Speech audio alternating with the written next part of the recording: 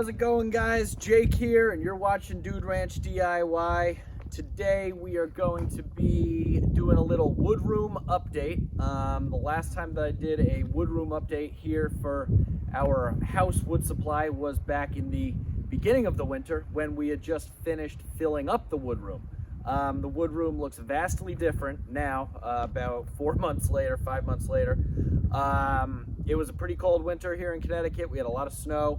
It's still kind of cold, you know, it's starting to warm up. It's about 40 degrees today.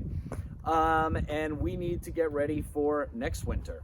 So we're gonna be moving some IBC totes full of firewood over there so that we can get around to stacking it and reloading the wood room when we get the time.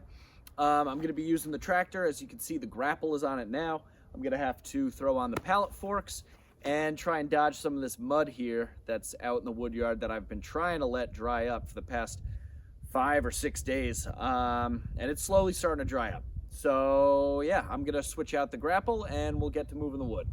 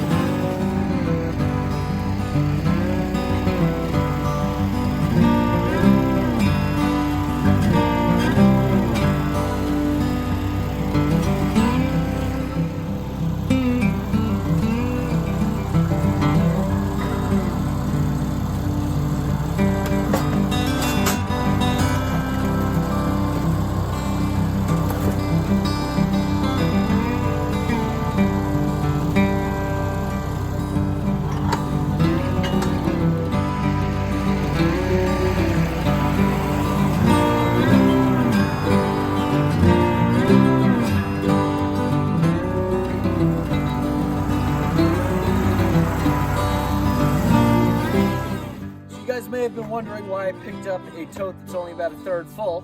That's because I got some wood here from work in the back of the truck. This is from a tree we were taking down literally today.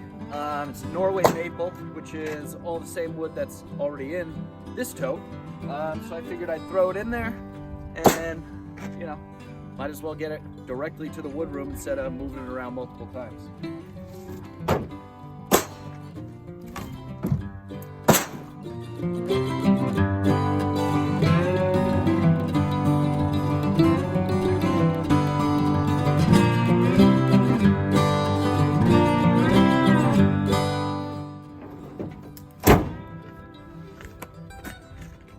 All right, now that the truck is unloaded, we're gonna pick up this tote and bring it right on over here, only about 50 feet over to the wood room.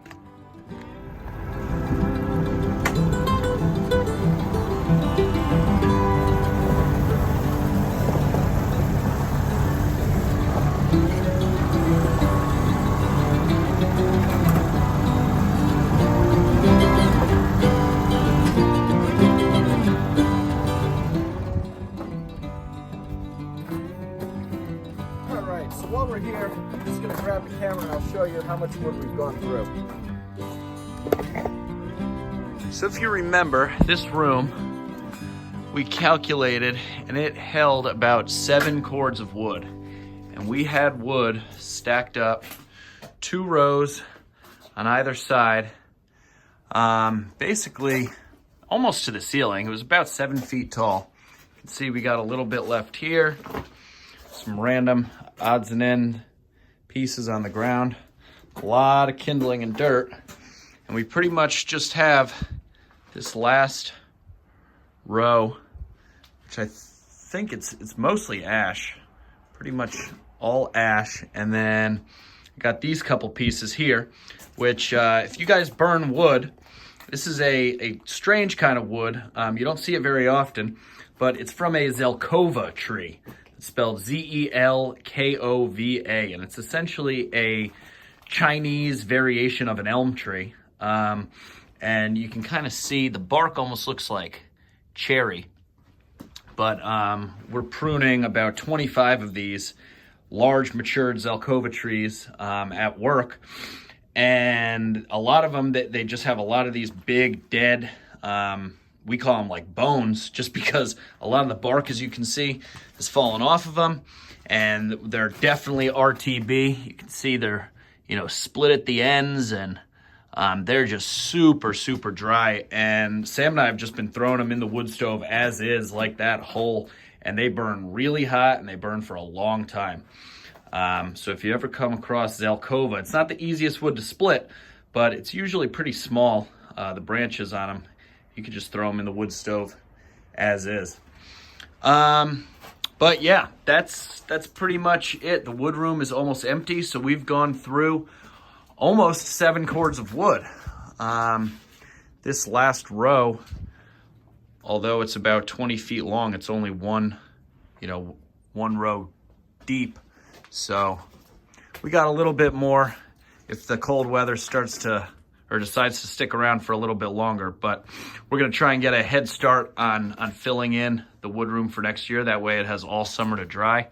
This old screened-in porch works pretty well for it. It gets plenty of airflow in here.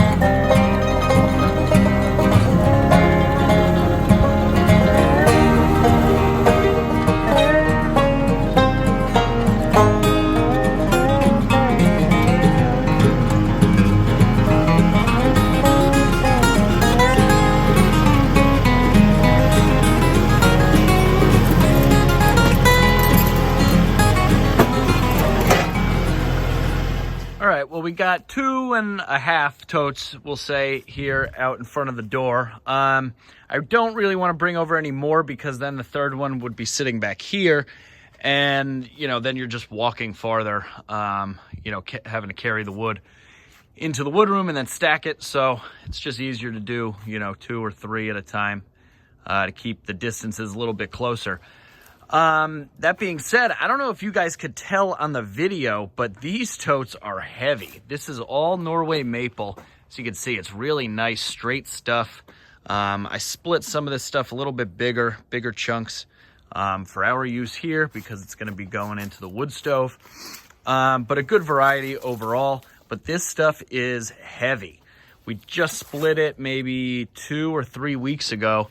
And I mean, the tractor picks it up fine with, you know, the forks and everything.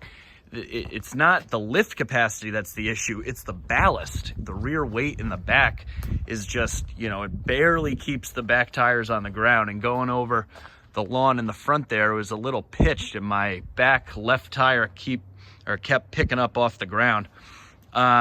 Which brings me to the ballast box. And something I've wanted to show you guys. I haven't done any videos on this, but a couple weeks ago, I got these Pat's Easy Change, you know, quick hitch type things in the mail, and they're great. I put them on, and it took a little bit of figuring out as far as how to use them, but I really like them so far. And another thing that I also got, and of course it's covered in mud, but I swapped out my conventional turnbuckles on the sides of the 3-point arms there for these new, well, they're not new, but they're new to me, telescopic Kubota, I don't know, like sway bars, I guess you'd call it, because it prevents the 3-point hitch implements from swaying back and forth. But they're a lot easier than the turnbuckles. It's just a pin with a cotter pin on the bottom. And you know, I just bolted them on pretty quick. It took me about 20 minutes to install, and I can just pop the pin depending on the implement I'm putting on, whether it's the ballast box, the rear blade, or the chipper. And those combined with the Pat's Easy Change make it super easy to just back up to the implement, you know, adjust the width to what I need, and lift up the 3-point arms, and it hooks right on. Then the only thing you have to really get off the tractor to do is adjust the top link, which is fine. I mean, the quick hitch, I tried a quick hitch, and it just didn't, it actually didn't fit the ballast box. It fit the chipper fine, and I didn't have the 3-point rear blade at the time, but it did not go on the ballast box, and that's what I have on the back of the tractor the majority of the time. The one other issue, not really issue, I think I can work around it, is that these Pat's Easy Change do change the length of the tractor by about 4 inches. You can see here, this is the old pin that goes through the stock hole on the 3-point hitch arms, and the Pat's Easy Change, you know, pushes it back a little bit. So as far as fitting in my trailer with the chipper, it was pretty tight to begin with. I think I'll still be able to fit. I just have to pull the tractor forward a little bit more and have the loader hang off the front a bit more. But I don't think that'll be an issue. The other thing I ran into was that the PTO shaft was then not going to be long enough to connect to the tractor. So I went online and I got a PTO extension. So that it's made to work with the quick hitches and these Pat's Easy Change, and it just, you know, elongates the shaft of the PTO there by about 4 or 5 inches to compensate for the added length that these Pat's Easy Change hooks, you know, give you on the back of your tractor. But all in all, the system's been working out well. It used to be a real pain in the butt for me to, you know, switch between the ballast box and the chipper, so I never really did for that reason, because it was such a pain. But now with this system and the, you know, sway arms here, I think my problems have been solved. So I'm excited to continue gaining and getting new implements so that I can continue practicing putting them or taking them on and off. So guys, I was just doing some thinking, and I turned on the tractor and then I shut it off because I looked at the hour meter, and believe it or not, I am already up to 197 hours on my Kubota L3901. Now, this tractor is less than a year old. I got it, I think it was beginning to mid-June of 2020.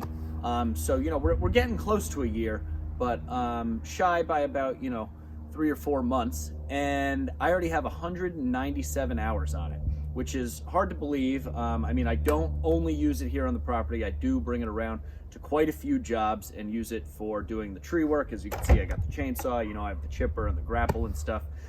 But it was just hard to believe because I think Adam from Hometown Acres, that is, did a video a couple days ago saying that on his Coyote tractor, he has about 196 or 195 hours on it, and it was 2 years old. So it made me think, and I was a little bit curious. So that's why when I turned on the tractor, I looked at the hour meter, and I was, you know, almost astonished that I have the same amount of hours on this machine as he has on his after 2 years of ownership. But I guess that just goes to show that you put a lot more hours on a machine when you're using it for work. But all in all, the tractor's been great. I only had one small issue where it was leaking a little bit of coolant out of one of the hoses coming off the radiator. Brought it to the to my dealer, Wesco. There's stickers right there on the loader arm. They're great people. If you're in southwestern Connecticut in general, they're located in Norwalk, Connecticut, and they're great guys. They helped me out when I had the issue with the radiator. Turns out that one of the hoses was just actually over tightened from the factory. I guess I'd rather it be over tightened than under tightened. But anyway, it was still leaking a little bit. Actually, it started, I noticed it during the colder months, I guess because that the rubber boot expanded a little bit due to the cold temperatures and was leaking a bit of radiator fluid. They actually came out and picked up the tractor, and I went and picked it up when it was done with the trailer. But they fixed it, had it done in a day. Can't say enough good things about those guys. So yeah, check them out. They're online, Wesco, W-E-S-C-O. Great dealership. So yeah, that's pretty much going to wrap up this video. I'm going to try and maybe squeeze in another a video tomorrow. I'll try and film it when I get home from work. But in 2 days, Sarah and I are going to be going on vacation. So there might be about a week span there where I don't get around to posting a video. But have no fear. Once I return, Firewood is going to be back in action. We're going to be doing some of that and probably some other, spring cleaning stuff. Maybe we'll even fire up the new Kubota Mower and get that ready for the upcoming mowing season. But if you guys are new to the channel and you haven't done so already, please hit that subscribe button. If you like this kind of stuff, give us a big thumbs up. Any questions or comments, put them in the comment section below. And we'll see you here next time. I'm Jake. This is Dude Ranch DIY. Thanks so much for watching.